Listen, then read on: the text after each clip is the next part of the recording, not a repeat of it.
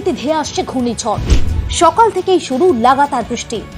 কোন কোন জেলায় প্রভাব পড়বে এক নজরে দেখে নিন বাংলার আবহাওয়া। বজ্রগর্ভ মেঘ সহ সকাল থেকেই চলছে লাগাতার বৃষ্টি। কলকাতা সহ বঙ্গের একাধিক জেলায় চলছে বৃষ্টি। হাওয়া অফিস জানিয়েছে অশনি এগিয়ে আসছে পূর্ব উপকূলের দিকে। তবে এই ঘূর্ণিঝড় শেষ পর্যন্ত পূর্ব উপকূলের কোথায় আছড়ে পড়বে অথবা আদেও আছড়ে পড়বে কিনা তা এখনো স্পষ্ট নয়। কিন্তু ঘূর্ণিঝড়ের ল্যান্ডফল নিয়ে এখনো ধোঁয়াশা থাকলেও আগাম তৎপর প্রশাসন। সব রকম প্রস্তুতি ইতিমধ্যেই নিয়ে রেখেছে প্রশাসন। একদিকে প্রশাসনিক তৎপরতা, অন্যদিকে আলিপুর আবহাওয়া অফিস জানিয়েছে এই মুহূর্তে অশনি দক্ষিণ পূর্ব বঙ্গোপসাগরে অবস্থান করছে। এখনো পর্যন্ত যা পূর্বাভাস রয়েছে তাতে জানা গিয়েছে ঘূর্ণিঝড় খুব সম্ভবত ওড়িশা উপকূলের দিকে এগোতে পারে। মাঝে তার গতিপথ পরিবর্তন হওয়ার আশঙ্কা একেবারেই উড়িয়ে দেওয়া যাচ্ছে না। তবে ঘূর্ণিঝড় ঠিক কোথায় আছড়ে পড়বে তাও আপাতত নির্দিষ্ট নয়। প্রতিবেদন লেখা পর্যন্ত ঘূর্ণিঝড় বিশাখাপত্তনম থেকে 740 কিলোমিটার দূরে অবস্থান করছে। পুরী থেকে যার দূরত্ব 640 কিলোমিটার। এখনো পর্যন্ত যা পূর্বাভাস, ঘূর্ণিঝড় মঙ্গলবার রাত পর্যন্ত প্রভাব দেখাতে পারে। রাতের পর থেকে ওড়িশা উপকূলের দিকে এগিয়ে যেতে পারে অথবা সমুদ্রেই শক্তি হারাতে পারে অশনি। তবে সতর্কবার্তা জারি থাকছে। ঘূর্ণিঝড়ের জেরে দক্ষিণবঙ্গে প্রবল বৃষ্টির সম্ভাবনা রয়েছে। প্রায় প্রতি জেলায় চলছে বৃষ্টিপাত। ঘূর্ণিঝড় মোকাবিলায় প্রস্তুত রাজ্য সরকার।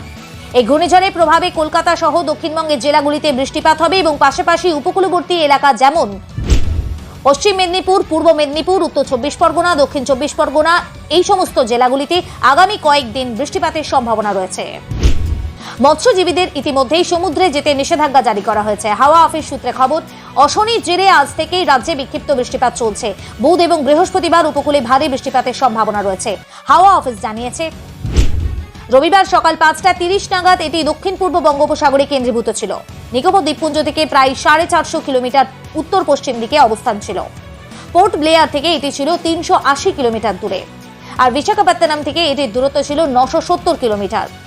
ওড়িশার পুরী থেকে নিম্নচাপটি ছিল 1030 কিলোমিটার দূরে। আবহাওয়া দপ্তর জানিয়েছে এটি উত্তর পশ্চিম দিকে অগ্রসর হতে পারে এবং গতিপথ পরিবর্তন করে তা পূর্ব মধ্য বঙ্গোপসাগরে পৌঁছে যেতে পারে এবং সেখানেই তীব্র ঘূর্ণিঝড়ে পরিণত হওয়ার সম্ভাবনা উড়িয়ে দিচ্ছে না মৌসুম ভবন।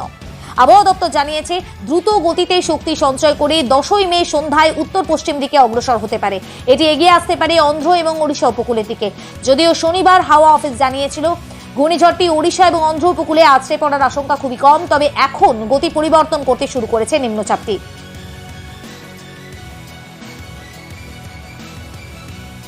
অন্যদিকে অশনি মোকাবিলায় তৈরি কলকাতা পুরসভা পুরো দস্তুর প্রস্তুত রয়েছে। পুরসভার তরফে জানানো হয়েছে আগামী 10 থেকে 12ই মে পর্যন্ত সমস্ত কর্মীর ছুটি বাতিল করা হয়েছে। 24 ঘন্টার জন্য খোলা থাকছে পুরসভার কন্ট্রোল রুম। দায়িত্ব ভাগ করে দেওয়া হয়েছে সমস্ত বিভাগের ডিজিদের। এছাড়া মেয়র পরিষদদের বিভিন্ন বোর্ডের দায়িত্ব দিয়েছেন ফিরহাদ হাকিম। কলকাতা পুরসভার পাশাপাশি উপকূলরক্ষী বাহিনীর তরফেও চলছে মাঝ সমুদ্রে প্রচার। উপকূলবর্তী জেলায় প্রশাসনিক কর্তারাও এখন তৎপর।